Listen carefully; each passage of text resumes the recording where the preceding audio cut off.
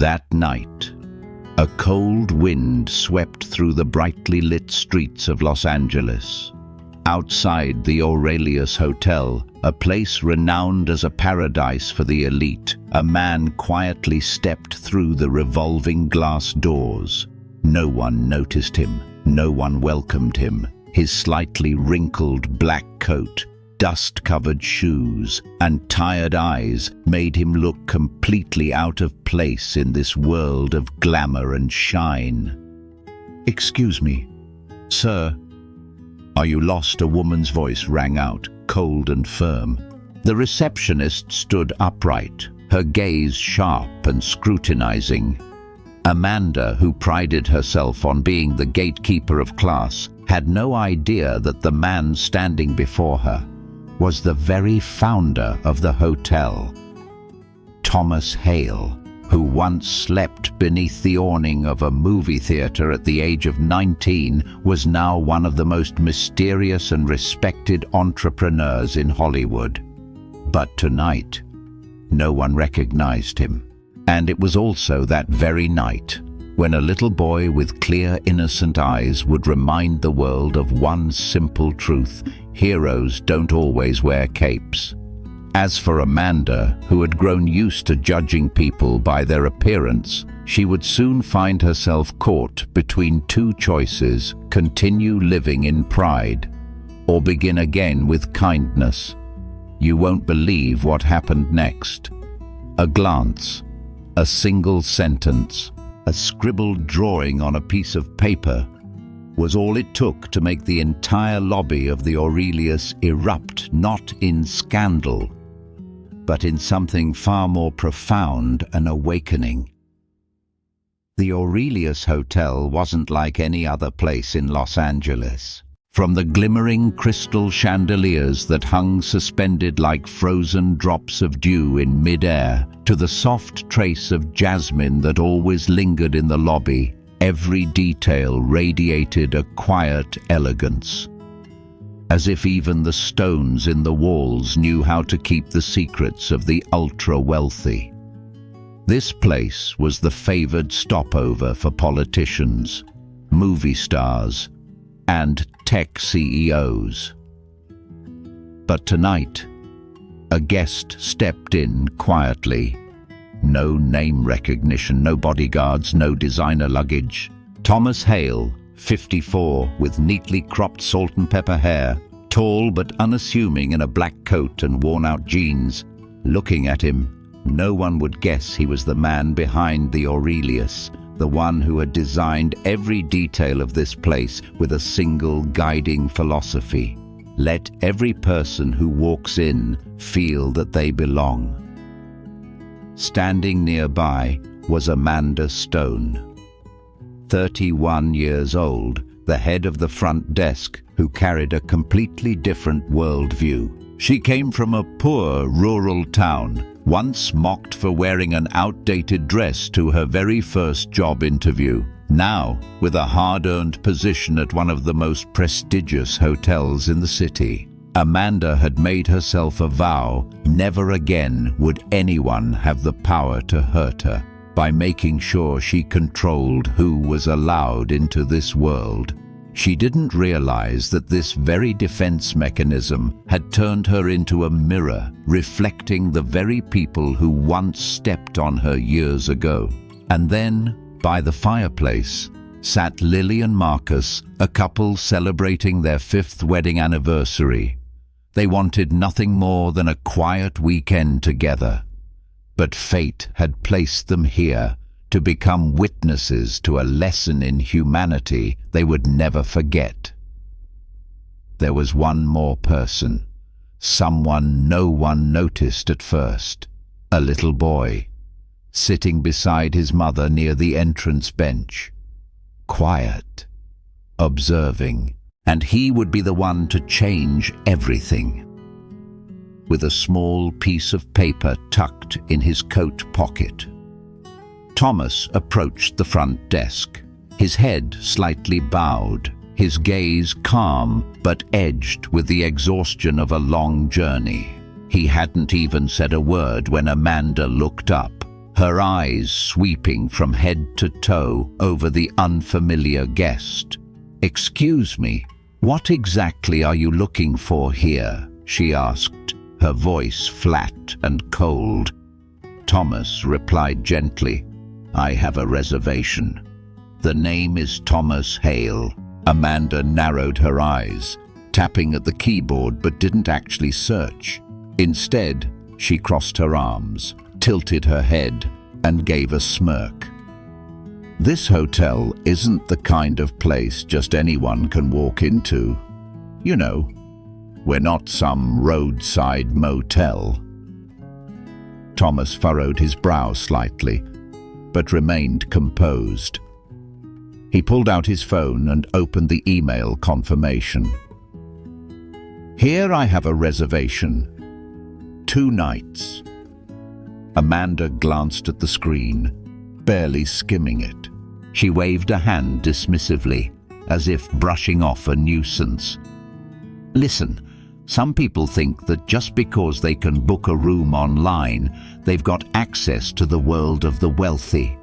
But here, we curate our guests, especially on a weekend like this with a major event happening." Her voice grew louder, enough for several people in the lobby to turn and look.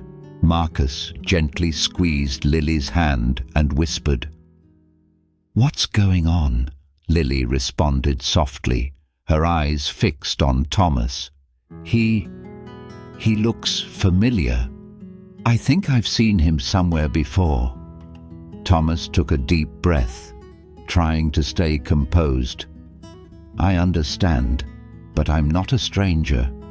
I helped design this place." Amanda let out a sharp laugh, almost mocking. "You designed this hotel? Then I must have built Paris." Every word cut through him like a cold blade.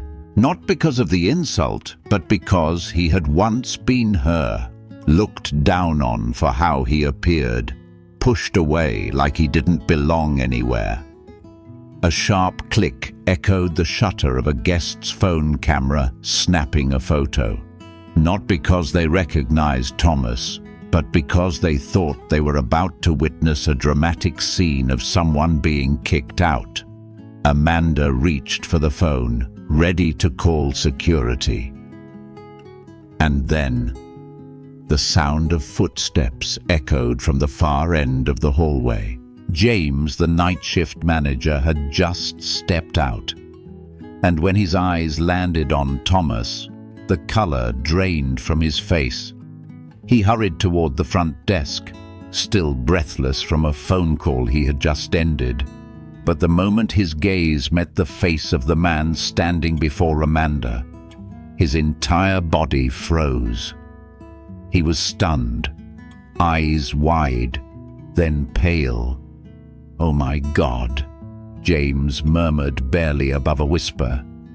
But in the silence of the lobby, everyone heard it. Amanda frowned. "What's wrong?" "James, I'm handling a less than suitable case here." James swallowed hard. He stepped forward, eyes locked on the man he had only ever dared refer to by one title, the founder. Mr. Hale." James's voice trembled. "I didn't know you were back." Everything froze. Amanda shook her head, confused. "Wait, who is he?" James turned to her, his eyes now laced with warning. "That's Thomas Hale, the founder of the Aurelius. The man who designed every single detail in this place, from the Italian leather chairs in the lounge to the marble veining in every suite. He didn't just book a room. He owns this place." The words dropped like a slow, detonating bomb. Amanda stood frozen. The phone she was holding slipped from her fingers, landed softly on the counter, and fell without a sound. Marcus instinctively sat up straighter. Lily covered her mouth.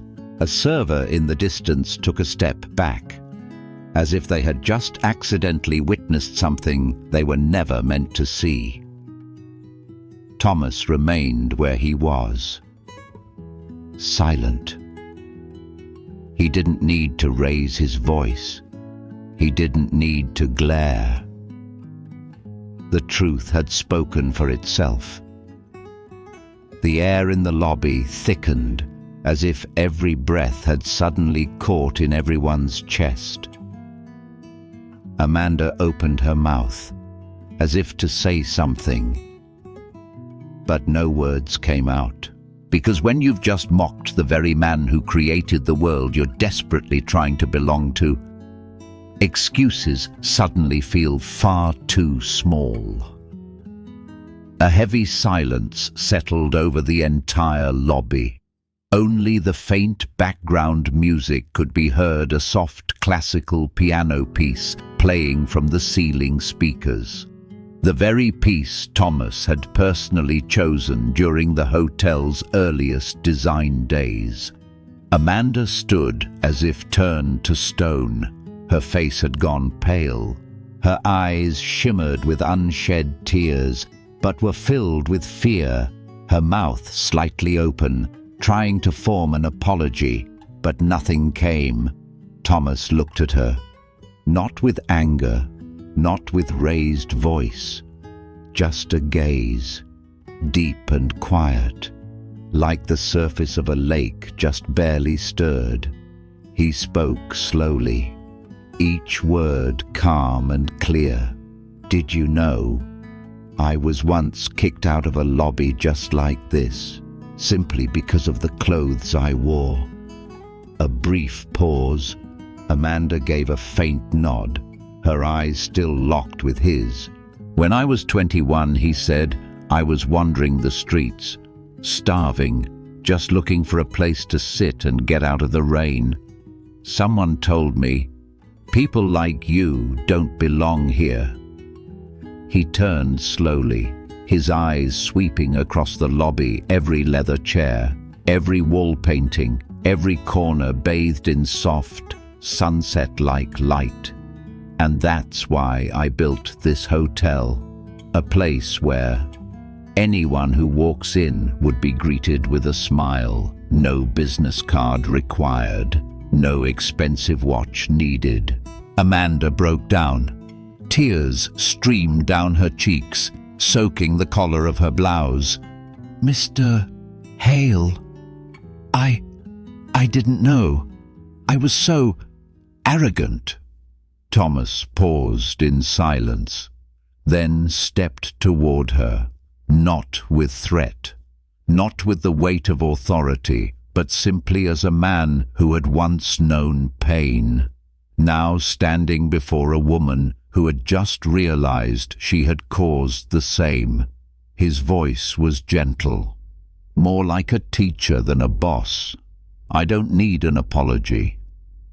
Amanda, I want to see change." That sentence wasn't just for Amanda. It echoed across the entire lobby, causing everyone to pause, look up, and fall silent as if they were witnessing something sacred. Then Thomas turned to James and gave a small nod, a quiet signal, "I'm fine. Carry on." But everyone knew after tonight, this hotel would never be the same. Not because someone had been wrongly turned away, but because someone had chosen to forgive without shaming, to teach with compassion, not with power. Amanda could no longer stand tall. Her legs trembled, as if the ground beneath her had cracked open, pulling her into a bottomless void where all the masks, all the makeup, all the rehearsed confidence she had clung to no longer worked. She collapsed onto a chair, hands covering her face. She didn't care who was watching. She had no pride left to shield herself with. All that remained was a person who had lost herself in the race to decide who was worthy and who wasn't. "I'm sorry," she whispered, her voice hoarse, broken with sobs. "Not just for insulting you, but because I've lived my whole life this way, judging others just to protect myself." Thomas remained still. He didn't speak, but his eyes softened, not out of forgiveness, but out of understanding. Understanding that desperate feeling of wanting to belong so badly. You abandon the kindness in your heart just to be accepted. Amanda kept speaking, not caring who was listening. "I once applied for my first hotel job wearing a pair of worn-out shoes. The hiring manager didn't even look at my resume. He just said, 'We need someone who understands our guests' taste.' And I swore to myself that if I ever got a position of power, I'd never let anyone make me feel that small again. But then, I became that person. I did it to you, to others, to myself." She looked up, eyes red and swollen, voice trembling. "Mr. Hale, I know I don't deserve forgiveness, but I need you to know. Tonight, you didn't just expose my mistakes. You showed me what I've lost." Thomas stayed silent.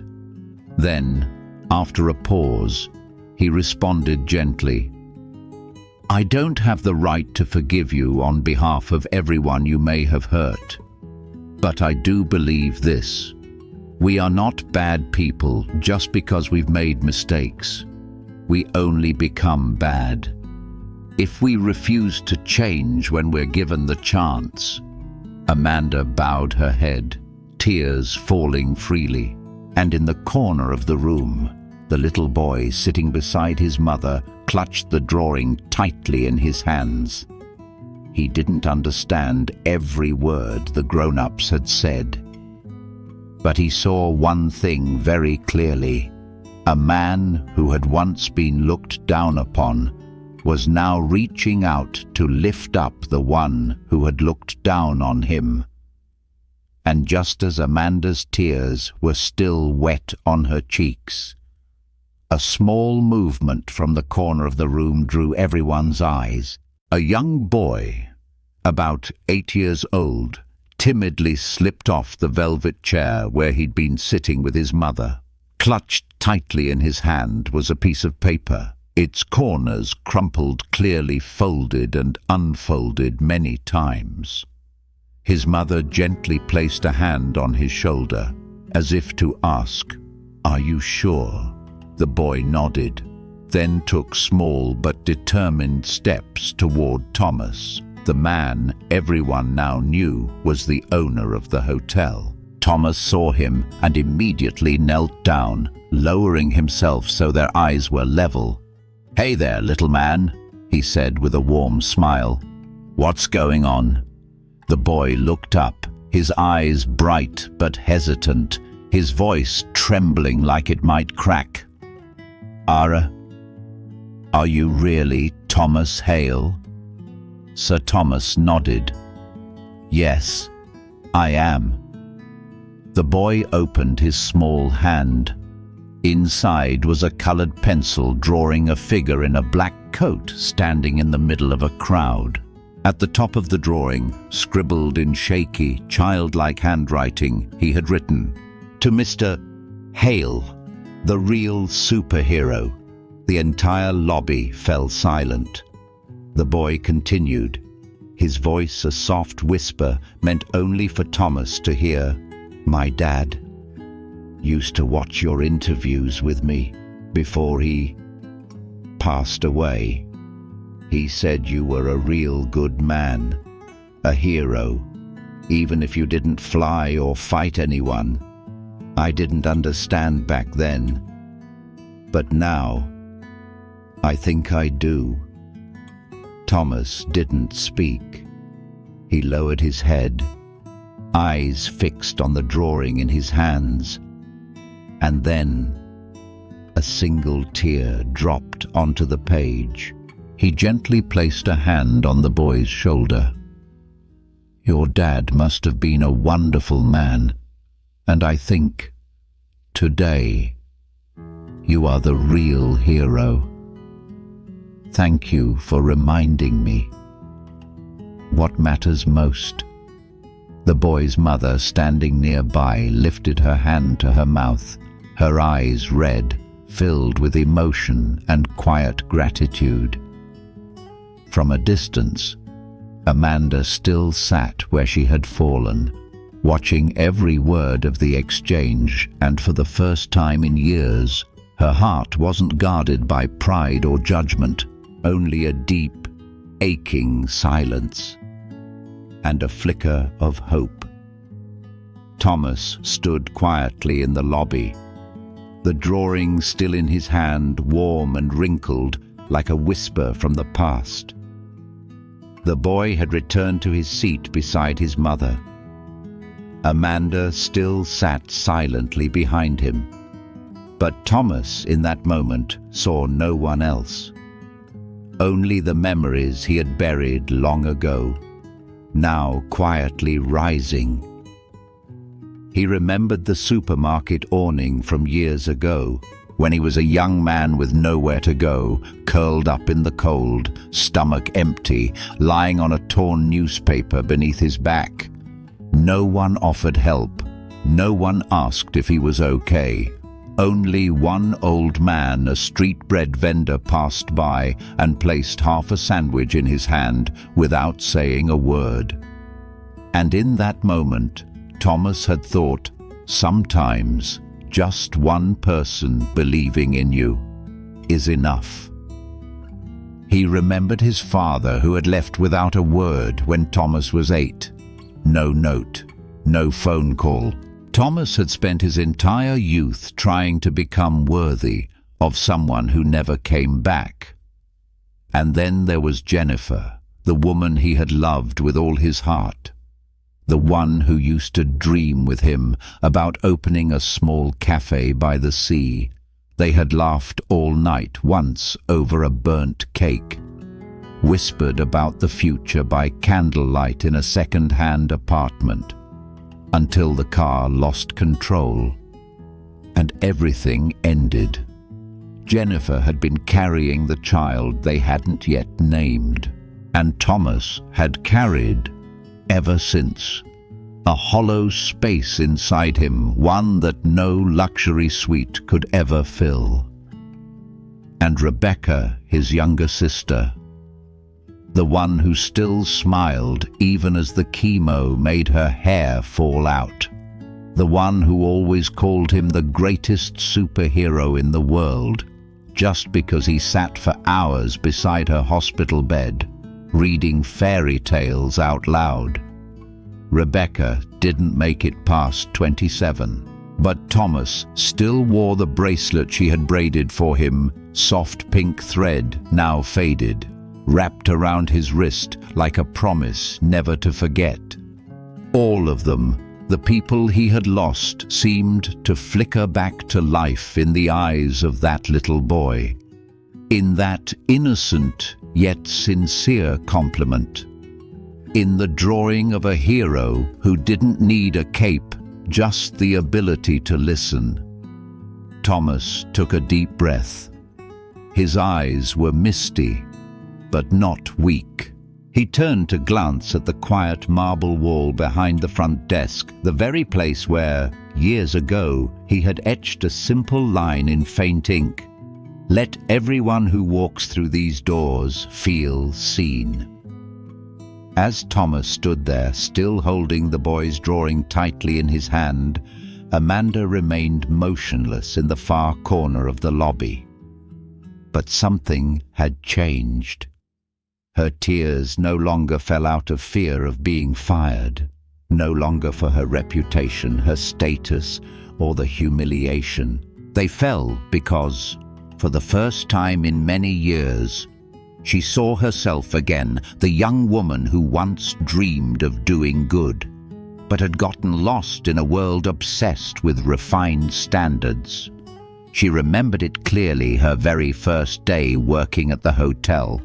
Back then, Amanda still carried a little notebook with her, jotting down each guest's name, their preferences, who liked Earl Grey over coffee, who always asked for extra soft pillows. She once told James, the manager at the time, "I want guests to feel like they've been seen, not because of money, but because they're human." And yet now, she had become the one who turned the front desk into a cold gate, shutting out anyone who didn't meet the standard. She had forgotten why she started. Amanda stood up, slowly stepped out from behind the desk, where Thomas was gently speaking with a young staff member. Her voice was rough but honest. "Mr. Hale." Thomas turned toward her. His expression showed no caution, no blame, only patience. Amanda bowed her head. "I'm not asking you to keep me, but I want you to know, after tonight, I'm not the same Amanda I was." A brief silence followed. Then she continued, her voice thick with emotion. "I used to think that if I wanted to be respected, I had to be cold and tough. But now I understand. Respect doesn't come from shutting people out. It comes from choosing to see someone when the whole world turns away." Thomas said nothing, but his eyes softened. He knew not everyone has the courage to face themselves, but she had just done it. From the back, James watched everything unfold. He didn't interrupt. He simply gave a quiet nod. Amanda returned to the front desk. Her hands still trembled, but something in her gaze had changed. She was no longer the gatekeeper of a luxurious world. She was now the one holding the door open with a heart that had learned to listen. That night, as the hotel lobby gradually quieted down, Thomas made his way back to his private suite, a place he often retreated to, far from the spotlight that others insisted on placing him in. The suite was luxurious, well-appointed, yet to him, it felt like a glass box quietly sealing him in with his memories. On the table, he gently laid down the boy's drawing, smoothing each crease as if handling a precious treasure. The drawing was simple: a man in a black coat, standing among a crowd, with scribbled words above in shaky, childlike handwriting. "To Mr. Hale, the real superhero." Thomas sat down and opened the drawer. From it, he pulled out a sheet of writing paper and the fountain pen he always carried. It had been a long time since he'd written a letter not tied to business, without a printed signature at the bottom. He wrote now with reverence and tenderness, as though speaking directly to the child within himself, the one who had once longed for someone to see him. "Dear little hero, tonight you did something most adults have forgotten how to do. You saw a person instead of just an appearance. I don't know if I truly deserve the words superhero that you wrote, but I do know one thing for sure: you have become my hero. You reminded me that sometimes a single sincere word can help heal a heart that has once been cracked open. I will keep your drawing with me as a reminder that no matter how cold the world may feel, one small spark of warmth can still change its direction. Thank you for seeing me at a moment when even I had nearly forgotten to see myself. And thank you for believing that kindness can still be a superpower. Your friend, Thomas." He placed the letter into a small envelope and, with deliberate strokes, wrote across the front, "To the hero who reminded me why I started." The next morning, before leaving the hotel, Thomas handed the envelope to the front desk staff, asking them to deliver it to the boy's room before he and his mother checked out. No one in the lobby knew what he had just left behind, but when the boy opened the letter, and his eyes lit up as if he'd just received a gift from the universe itself, Amanda, standing behind the front desk, smiled softly, because now she too was learning to see people again, not just their status. The next morning, sunlight poured into the grand lobby of the Aurelius like a golden veil, gently draping over everything: the hydrangea arrangements, the long bench near the window where the boy had sat the day before, and Amanda's face, full of quiet resolve as she arrived earlier than usual.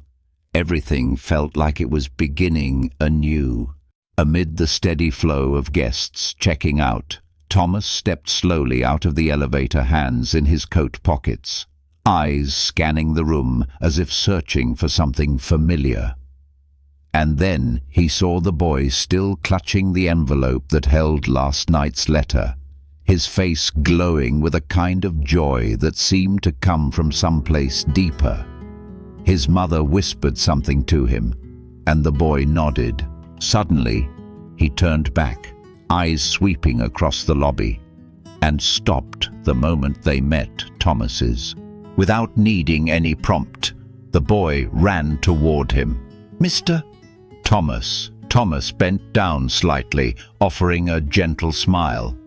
"Thank you for the drawing and the letter," the boy said, his voice full of emotion.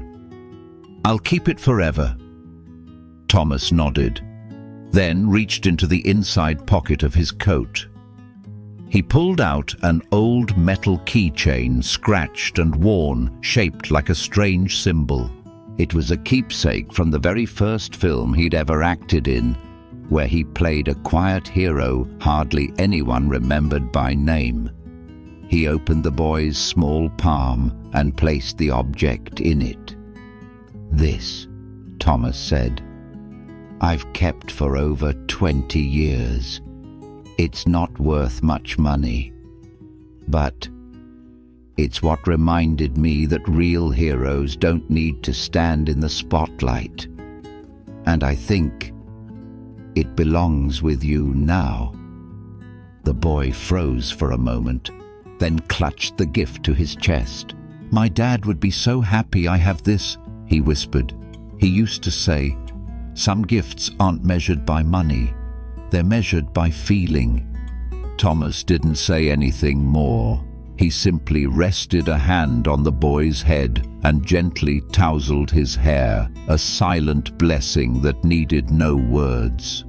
From a distance, Amanda watched it all, and in that moment, a part of her began to heal, not through redemption, but through witnessing something beautiful born from someone's choice to be kind. Thomas stood up. The boy and his mother turned and began walking out of the hotel. But just before leaving, the boy turned around and waved high in the air. "I'll remember you, superhero." His voice rang out in the morning light, shimmering like a bell at the break of day. Thomas didn't reply, but his eyes, glistening with the trace of a tear, said everything. As the revolving glass doors slowly closed behind the mother and son, and the boy disappeared into the busy flow of the city, Thomas remained still in the lobby, as if holding that small figure in his heart, capturing the moment like a photograph etched into memory. In his hand, he still held the drawing. Though it had been given the night before, it now carried a different weight. It wasn't just a gift. It was a reminder.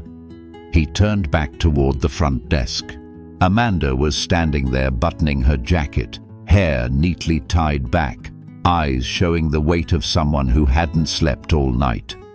When their eyes met, Amanda took a deep breath and stepped forward, her voice soft but steady.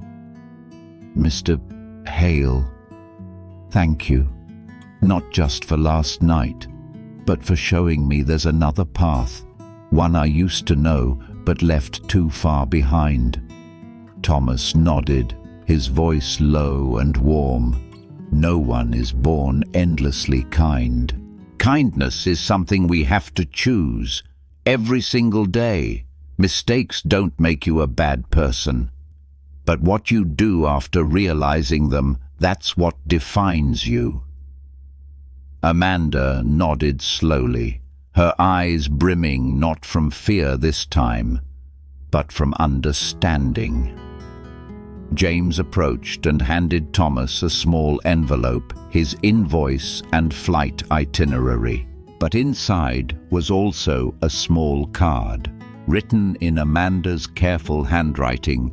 "I will learn to see people the way you once saw me, even when I didn't deserve it." Thomas folded the note and slipped it into his pocket. He said nothing more. He left the hotel in the same worn clothes, without an entourage, without a single camera lens tracking his steps. On the crowded streets of Los Angeles, he was just another man blending into the flow of people. But he knew something had changed forever. Not just for Amanda, not just for the boy, but for him. That evening, as the city lit up, Thomas sat alone in his study. On the desk before him was a small safe where he kept the kinds of things that meant nothing to most people, but were everything to him. Inside were a faded photo of Jennifer, beaming by the sea, the frayed pink bracelet his sister Rebecca had made, an old book once owned by River Phoenix, the closest friend he'd ever had, and now the boy's scribbled drawing with the words, "The real superhero." Thomas gently placed the drawing among the keepsakes, as if adding a missing piece to the unfinished puzzle of his life. He sent James one final message. "Kindness is a ripple. Let's keep it going." James replied with a simple heart emoji. The next morning, at the Aurelius, Amanda arrived early. No makeup, no expensive perfume, but every greeting she gave, every glance she offered, came from a place of sincerity. James watched her from afar and nodded.